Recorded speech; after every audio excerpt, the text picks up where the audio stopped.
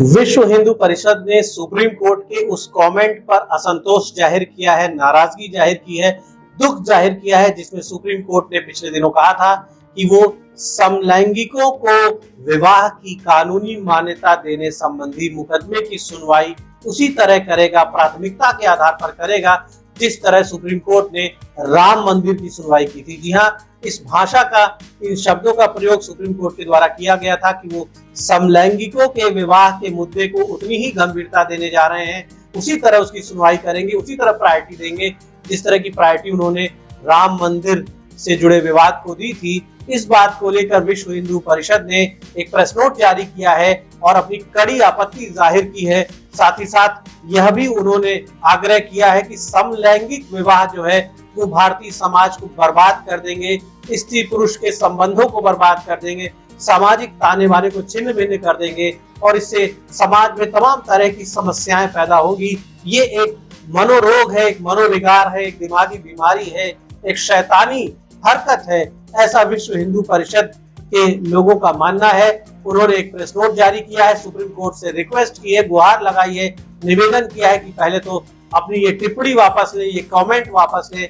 समलैंगिकों के मुद्दे को राम मंदिर के मुद्दे से तुलना करके उन्होंने करोड़ों हिंदुओं को आहत किया है, ऐसा विहिप का मानना है। और विहिप ने पत्र जारी करके बाकायदा उनके केंद्रीय कार्यालय से एक पत्र जारी हुआ है जिसमें सुप्रीम कोर्ट से ये आग्रह किया गया है कि इस टिप्पणी को डिलीट करें, इस टिप्पणी को वापस लें। साथ ही साथ ये भी कहा गया है कि सुप्रीम कोर्ट अति सक्रियता क्यों दिखा रहा है इस मामले में, समलैंगिकों को कानूनी विवाह की मान्यता देने में अति सक्रियता सुप्रीम कोर्ट न दिखाए और इस मामले को समाज के हित में, इस मामले को समाप्त करे, निरस्त करे, ऐसा मानना है विश्व हिंदू परिषद का।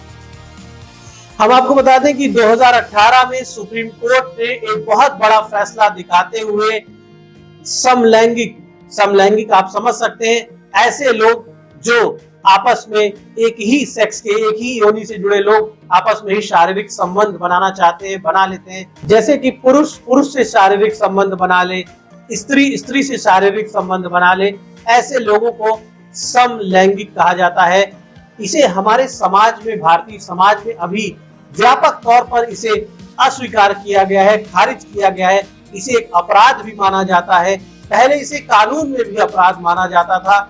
आईपीसी की धारा 377 जो है वो समलैंगिकता को, होमोसेक्सुअलिटी को एक क्राइम मानती थी, उसके लिए सजा का प्रावधान था। लेकिन 2018 में सुप्रीम कोर्ट ने इसको डीक्रिमिनलाइज कर दिया। सुप्रीम कोर्ट ने 2018 में ही कह दिया था कि समलैंगिकता जो है वो किसी व्यक्ति की निजी स्वतंत्रता का विषय है, उसके अपने दिल की बात है, उसकी अपनी इच्छा है, उसे क्राइम के तौर पे न देखा जाए, अपराध के तौर पे न देखा जाए।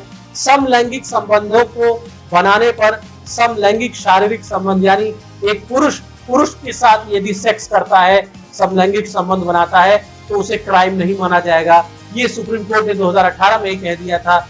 एक लड़की लड़की के साथ ही शारीरिक संबंध बना लेती है, महिलाएं आपस में ही सेक्स कर लेती हैं, तो इसे क्राइम नहीं माना जाएगा।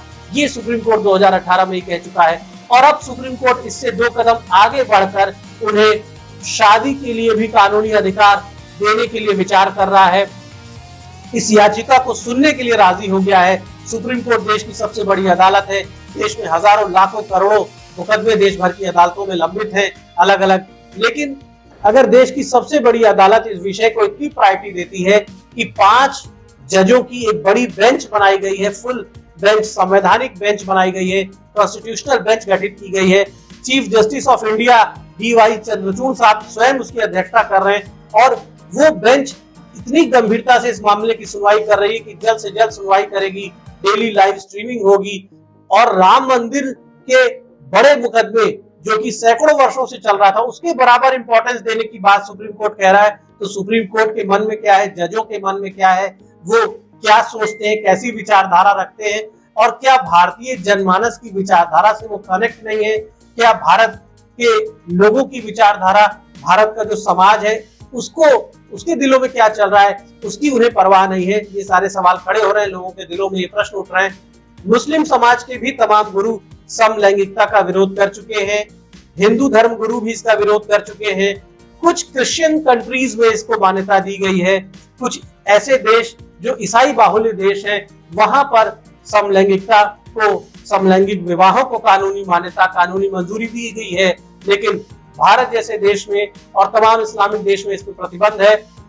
दुनिया के ज्यादातर देशों में आज भी इस पर प्रतिबंध है। इसे कानूनी रूप से गलत माना जाता है, इसे मनोविकार माना जाता है, मनोरोग माना जाता है। बहुत से लोग इसे एक सामाजिक अपराध भी मानते हैं। ये भी लोगों का कहना है कि यदि पुरुष और पुरुष ही आपस में सेक्स करेंगे, पुरुष ही आपस में एक दूसरे के साथ सोएंगे, एक दूसरे के साथ घर में रहेंगे, तो परिवार नामक संस्था कैसे चलेगी, बच्चों का जन्म कैसे होगा। यदि किसी साइंटिफिक मेथड से बच्चों को भी जन्म दे दिया गया तो उन बच्चों को माँ का प्रेम कौन देगा, उन बच्चों को दूध कौन पिलाएगा, उन बच्चों को स्नेह कौन देगा, उन बच्चों को पिता का हाथ उनके सिर पर कौन रखेगा। ये तमाम प्रश्न खड़े हो रहे हैं। अगर लड़कियां आपस में शारीरिक संबंध बना लेंगी, लड़कियां आपस में ही अपनी यौन इच्छाओं की पूर्ति कर लेंगी, तो पुरुषों का क्या होगा। फिर दूसरी तरफ पुरुष आपस में अपनी यौन इच्छाओं की पूर्ति कर लेंगे तो स्त्रियों का क्या होगा। तो ये पूरी सामाजिक व्यवस्था, पूरी पारिवारिक व्यवस्था छिन्न भिन्न हो जाएगी। मनुष्य एक बार फिर जानवरों जैसा जीवन जीने लगेगा। जानवरों में भी समलैंगिकता बहुत दुर्लभ है। जानवरों में समलैंगिकता के कोई संकेत अभी तक पकड़ में नहीं मिले हैं। प्राकृतिक रूप से सब विपरीत सेक्स के द्वारा ही आपस में संबंध बनाते हैं, पशुओं में भी, मनुष्यों में भी। ये जो एक सामाजिक बुराई है, ज्यादातर लोग इसे सामाजिक बुराई मानते हैं। अब इसके लिए भी पैरोकारी हो गई है। अल्ट्रा मॉडर्न सोसाइटी के लोग हैं जो बहुत हाई फाई सोसाइटी को अपना सोसाइटी मानते हैं, अपना समाज मानते हैं। ऐसे लोगों के कई वकील भी हैं दिल्ली में, बड़े शहरों में। लगभग 14 याचिकाएं सुप्रीम कोर्ट में समलैंगिक विवाहों को कानूनी मंजूरी देने के लिए लंबित है। भारत सरकार इसका लगातार विरोध कर रही है, लेकिन भारत सरकार भी प्रबल विरोध नहीं कर रही, उसकी नीयत भी साफ नहीं है।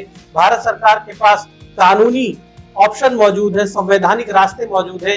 2018 में जब समलैंगिक संबंधों को कानूनी मान्यता सुप्रीम कोर्ट ने दे दी, भारत सरकार चाहती तो उसी समय संविधान में संशोधन करके इस पर कानूनी रोक लगा सकती थी। लेकिन भारत सरकार ने, मोदी सरकार ने 2018 में भी मौन धारण कर रखा।